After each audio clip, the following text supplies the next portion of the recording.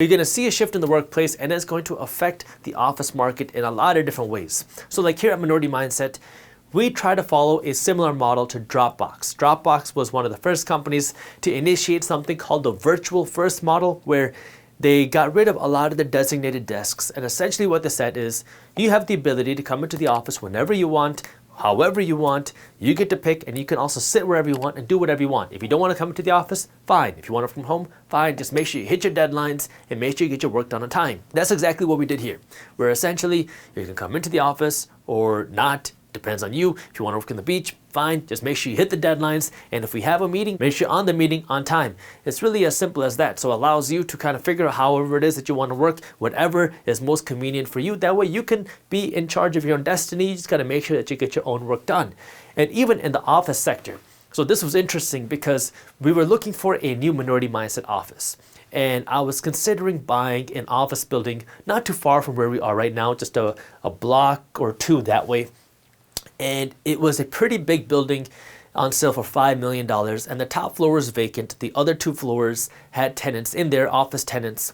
And I was going to take the Minority Mindset office and move it onto the third floor. And this was all looking good, but the issue was the office market is changing, and the financing that you get for an office is kind of different than everywhere else, because if you go and get a loan for buying a home, you can get a 15-year fixed mortgage or a 20-year fixed mortgage.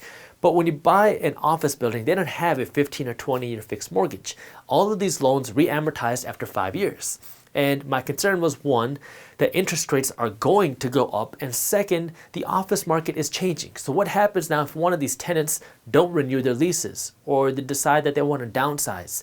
How hard is it going to be for me to find a new office tenant? So that was a concern. And because of that, I decided not to move forward with that. We just expanded here. We have a third floor in this office. So our new Guac Talk videos and the other videos that we have, you can see with a brick wall, that's the third floor. The other videos on the second floor are me in this room, Nate, his Minority Mindset News videos, and then if you see my interviews, that's what I'm doing in the main room. So we have a few different rooms here. Then we have the upstairs. But that was the reason we didn't buy a new office, just because this office market is changing, and I don't want to be the one that's holding on to the bag, taking all the risk. And because of that, I didn't want to do it. And you also have a lot of other people kind of scared or worried about what's going on in the office market who don't want to go out and invest in new office buildings or go and build new office buildings. And you also have companies now that are going to have to adopt, because if they don't, well, then their employees are going to say, well, you don't take care of me very well. You don't give good perks. You don't give me a good lifestyle, so I'm going to leave. That's what this Great Resignation is all about. And I'm a huge fan of this. I think it's great that people are finally starting to take control of their lives, and they're saying, you know what? I don't want to just be treated like a puppet. I want to go work for a company that cares about me and that cares about my lifestyle. And now they're choosing a job not just by how much they're paying, but what kind of lifestyles they're going to get. And this brings us to this newest, most pressing issue, which is this new variant. And according to experts, the article says that we could see a temporary, quote, temporary interruption into our economy and our supply chain, which means we can see more issues in the employment market depending on how bad this variant gets, not just in the United States, but around the world. Actually, the Treasury Secretary Janet Yellen came out, and she actually said that this variant could pose a, quote, significant risk to our economy because of all the issues that this could cause in a state of our economy right now when we're still trying to recover. We're still trying to recover from the previous shutdowns and the previous lockdowns. Our supply chain issues have not been fixed. And now we have this new variant, which is causing shutdowns and lockdowns in different countries around the world. So if we're getting tailored and we're trying to figure out how is this new variant going to affect our economy and the employment market in the United States, the first and the most obvious is if people are scared of this new variant, well, they're not going to want to go back to work. They're going to say, well, I was going to go back to work. I thought this virus was getting better. I got vaccinated. And now you have this new variant where I don't know if the vaccine is going to stop it. I don't know how bad it is. I don't really want to have to deal with this issue. So you know what? I'm just going to take another 3 months off of not working because I'm scared of getting sick. And so you have the people that are worried about this virus who are now going to say, hey, you know what? I can't go back to work, or I don't want to go back to work because of this new variant. And then you also have the more economic risks that come with this new variant, because this new variant has already caused economies and countries around the world to shut down. Well, we live in a global economy. The United States is not the producer of its own products. We buy our products overseas. We have companies and manufacturing plants in countries overseas who produce products for the United States. And so if those countries and those companies are not able to produce the products and they're not able to source the materials that we want because they're not able to run at full capacity or because they're shut down, well, that means our companies here are not going to be able to have the products or the materials to sell. So if companies here in the States do not have the ability to sell products, well, then they're not going to be able to continue running in business. We saw this happen throughout 2021, where you saw manufacturing plants, you saw other businesses temporarily have to shut down because they just didn't have anything to produce. They didn't have the materials to create their products. They didn't have anything for people to work on, so they would just shut down.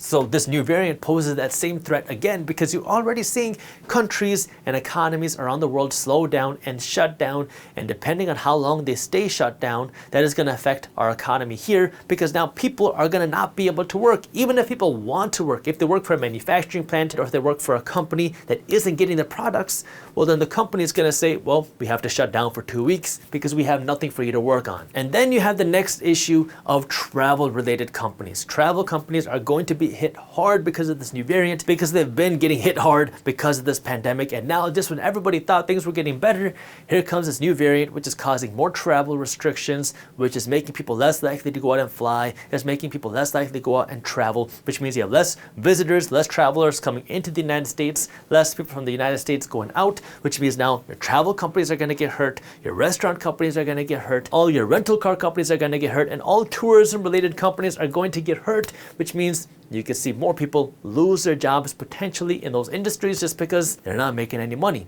If these companies are not making money, they cannot continue to pay their employees forever, and so they have to do something about that. And if they're not getting free money from the government, well, that means they're going to have to downsize and slow down the companies because they're not getting the revenue that they need. And the reason why they're not getting it now is because of this new variant. You're seeing it. Cruise ships, airlines, restaurants are getting hurt again because of this new variant because people are scared to go out and travel. Now, in the United States itself, we haven't seen that big of major restrictions. You might see some pockets of the country where they could create new lockdowns, new restrictions, whatever. But in general, people within the United States really haven't shown that they're very scared of this new variant, that they're not going to change their lifestyles because of this new variant. The bigger issue is people coming into the United States. So places like, for example, Las Vegas, which depends on travel, not just from people within the United States, but from travel outside of the country. Because you have millions of people before the pandemic that would come into Vegas every single week. But now, if people are not coming in, all those companies are hurting because they're not getting the tourism. It's same with the cruise companies, same with the airline companies. These companies don't just operate within the United States, they operate around the world. So all these global companies, all these travel related companies, they're going to be hurt, and that could hurt the employment market again. So based on all this information, it looks like we're going to continue to have employment struggles, which means you're going to continue having issues going to Chipotle and seeing that Chipotle is still shut down at noon because they're not opening up until 2 p.m. until this whole system starts to get working, until people go back to work, until this pandemic goes away, and until things start to cool down with inflation, which we don't know how long this is going to be, but it looks like this crisis is going to continue on for at least the short term. So pay attention to this, and I'll try to keep you updated on our channel, which is why if you haven't subscribed yet, make sure you do. Thank you for watching. If you enjoyed the shorter clip from the longer videos, here's another clip that I think you'll love. And if you're interested in learning more about how to invest your money in the stock market, our team put together an amazing guide that will walk you through how to invest your money in the stock market. This guide is completely free when you sign up for our daily newsletter. So if you want to read this guide, all you got to do is click that button right over there. Thank you for watching, and as always, keep hustling.